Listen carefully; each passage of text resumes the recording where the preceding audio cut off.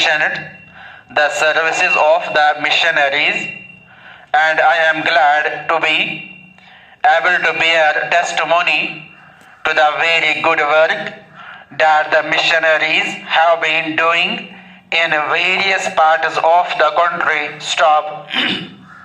I have before this borne testimony to this fact on several occasions. Stop.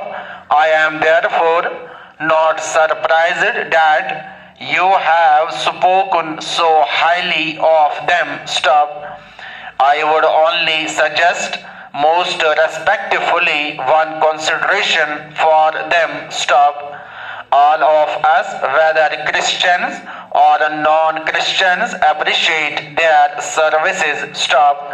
But as Mahatma Gandhi used to say, we would have appreciated their services all the more if they had not been conditioned by one thing and rendered purely out of love for you and not with a view to conversion. Stop.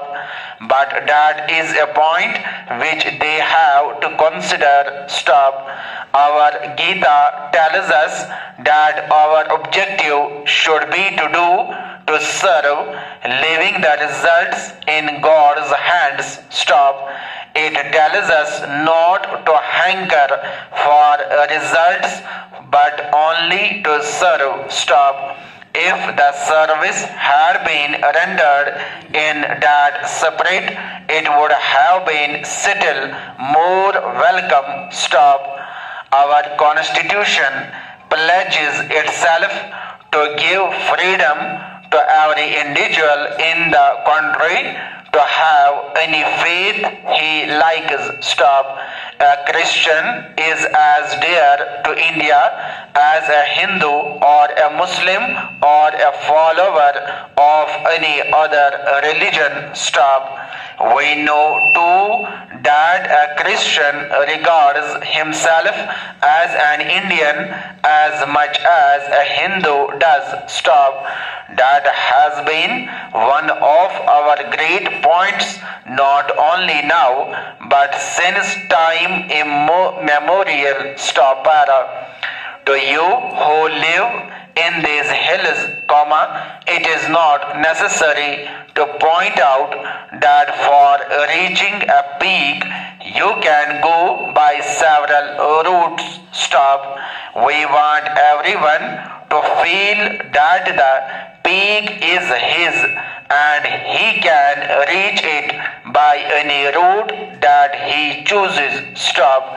Therefore, there can be no objection to any Christian preaching Christianity to Indian Christians or even to non-Christians, and the government is determined to give full effect to these provisions of the Constitution. Stop.